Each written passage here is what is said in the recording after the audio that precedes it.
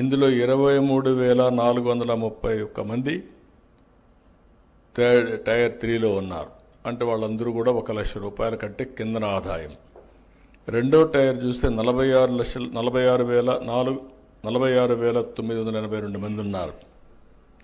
అదే మరి టైర్ 3 చూస్తే 32,244 మంది, ఒక 6-7 లక్షల నుంచి 10 లక్షల వరకు ఆదాయం వచ్చే పరిస్థితి వస్తూ ఉంది.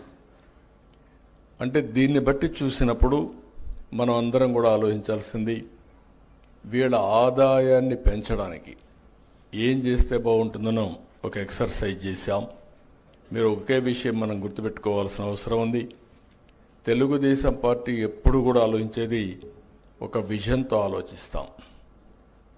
ఆ విజన్తో మాటలు చెప్పడం కాదు, చేసి చూపిస్తున్నాం.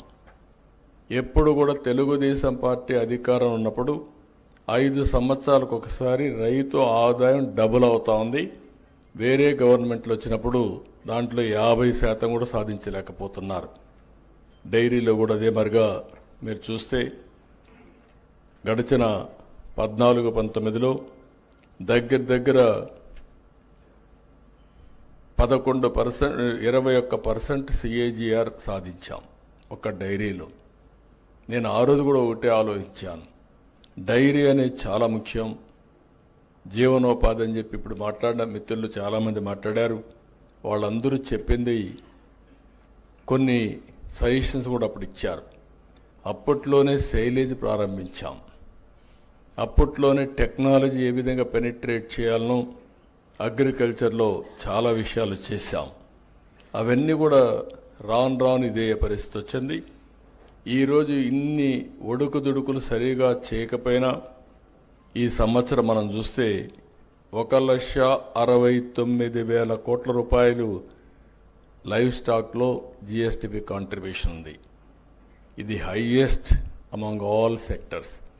ఒక 10 సెక్టర్లు ఉంటే ఫస్ట్ సెక్టర్ లైవ్ స్టాక్ ఒకటి 1,69,000 కోట్లుంది. దీని తర్వాత హార్టికల్చర్ కూడా చాలా ఫాస్ట్గా గ్రో అవుతా ఉంది. మీరు ఒకసారి చూస్తే 18 లక్షల హెక్టార్లో హార్టికల్చర్ ఉంది.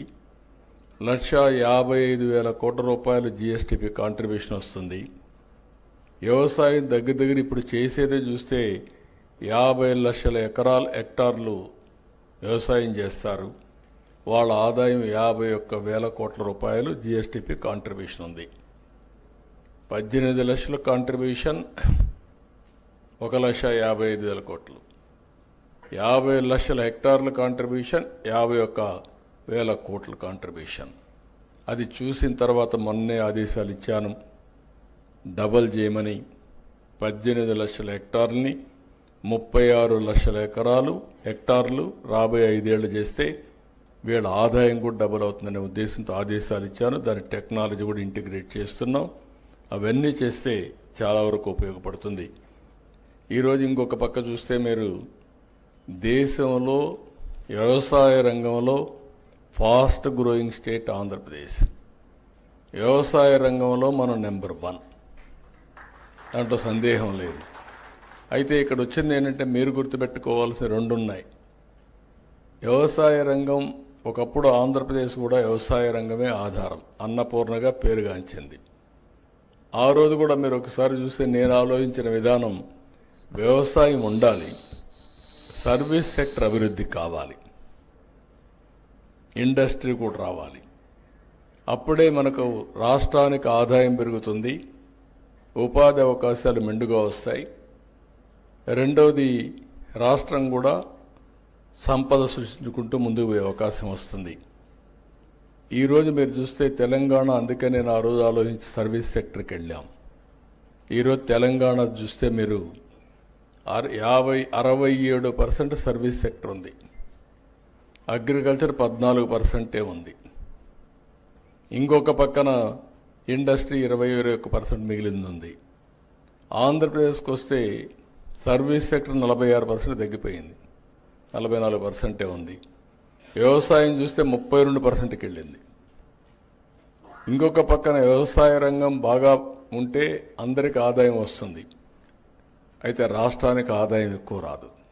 అది కూడా గుర్తుపెట్టుకోవాలా. తెలంగాణలో హైదరాబాద్ వల్ల 75% గవర్నమెంట్ ఆదాయం హైదరాబాద్ నుంచే వస్తుంది, సర్వీస్ సెక్టర్ నుంచి వస్తుంది. జిఎస్టిపిలో రాష్ట్రంలో ఏ రాష్ట్రాలు మీరు చూస్తే వ్యవసాయ రాష్ట్రం మంది అయితే 6.3% ఆదాయం వస్తుంది. తెలంగాణ 9.3% జిఎస్టిపిలో ఆదాయం రాష్ట్రానికి వస్తుంది. ఎక్కువ డబ్బులు వస్తే ఎక్కువ పనులు చేయగలుగుతాం, తక్కువ డబ్బులు వస్తే చేయలేం. కానీ ఇక్కడ నా సంతోషం ఏంటంటే కనీసం రాష్ట్రానికి ఆదాయం రాకపోయినా రైతులకు ఆదాయం వస్తే రైతులు బాగుపడతారనే ఉద్దేశంతో ఈరోజు వినూత్నంగా ఆలోచిస్తున్నాం. మీరందరూ గుర్తుపెట్టుకోవాలి, ఫుడ్ హ్యాబిట్స్ మారాయి. ఒకప్పుడు అందరూ రైస్ తినేవాళ్ళు, కొన్ని ప్రాంతాల్లో రాగి తినేవాళ్ళు, కొన్ని ప్రాంతాల్లో జొన్నలు తినేవాళ్ళు. కానీ ఫస్ట్ టైం మన నాయకుడు ఎన్టీ రామారావు గారు వచ్చిన తర్వాత అందరికీ రైస్ ఇవ్వడం మొదలుపెట్టారు. 2 రూపాయల కేజీ బియ్యం వచ్చింది. కరువు ప్రాంతాల్లో అప్పుడప్పుడే రైస్ తినడం ప్రారంభించారు. కానీ ఈరోజు వచ్చిన పరిస్థితులు మారాయి. రైస్ ఎక్కువ తింటే డయాబెటీస్ వస్తుంది. ఫుడ్ హ్యాబిట్స్ దీనివల్ల మారిపోతున్నాయి. ఫుడ్ హ్యాబిట్స్ మీరందరూ కూడా గుర్తుపెట్టుకోవాల్సింది మనిషి యొక్క ఆరోగ్యం మనం తినే తిండి పైన, మన అలవాట్ల పైన, లైఫ్ స్టైల్స్ పైన ఆధారపడుతుంది. అందుకే చాలా టెక్నాలజీస్ వచ్చాయి, అవన్నీ నేను మళ్ళీ మాట్లాడతాను. కానీ ఈరోజు ప్రపంచం మొత్తం ఆహారపు అలవాట్లు పెరిగి ప్రోటీన్ రిచ్ ఫుడ్కి వెళుతున్నారు. ప్రోటీన్ అంటే మీరంతా కూడా చికెన్, ఫిష్, లేకుంటే ఎగ్స్. మన మిత్రులు చెప్తున్నారు ఎగ్స్ డిమాండ్ తగ్గిందని, కరెక్టే. కానీ ఎడ్యుకేషన్ కూడా అవసరం. కనీసం నేనైతే మార్నింగ్ అయితే బ్రేక్ఫాస్ట్ ఉండదు, ఓన్లీ ఆమ్లెట్ ఉంటుంది. అది నా మొత్తం లైఫ్ స్టైల్లోనే మార్చుకున్నాం. ఈ విధంగా ప్రతి ఒక్కరు కూడా మార్చుకుంటున్నాం. ఒక పక్క ప్రోటీన్ అయిన తర్వాత ఇంకొక పక్క మీరు చూస్తే మిల్లెట్స్ ఇవన్నీ కూడా వస్తున్నాయి, బ్యాలెన్సింగ్ కోసం. ఇంకొక పక్కన ఫ్రూట్స్ అండ్ వెజిటబుల్స్ బాగా పెరుగుతున్నాయి. ఈ విషయం కూడా గుర్తుపెట్టుకోవాలి. దీనివల్ల ఇప్పుడు మొత్తం ప్రపంచం అంతా కూడా హార్టికల్చర్కి ఎక్కువ ప్రాధాన్యత వచ్చింది. అందుకే నేను కూడా మొత్తం చేంజ్ చేస్తున్నాను. హార్టికల్చర్కి ఎక్కువ ప్రాధాన్యత ఇచ్చి ఈరోజు మీరు చూస్తే నేను లాంగ్ బ్యాక్ ఆనాటి ప్రధానమంత్రి గారిని కన్విన్స్ చేసి వాజ్పేయి గారిని మైక్రో ఇరిగేషన్ ఎట్టుండాలో నేను ఒక రిపోర్ట్ ఇచ్చాను. ఆ రిపోర్టే ఇప్పటికి కూడా మైక్రో ఇరిగేషన్ ఒక బైబిల్ మారిగా, ఒక భగవద్గీత మారిగా దాన్నే ఫాలో అవుతుంది.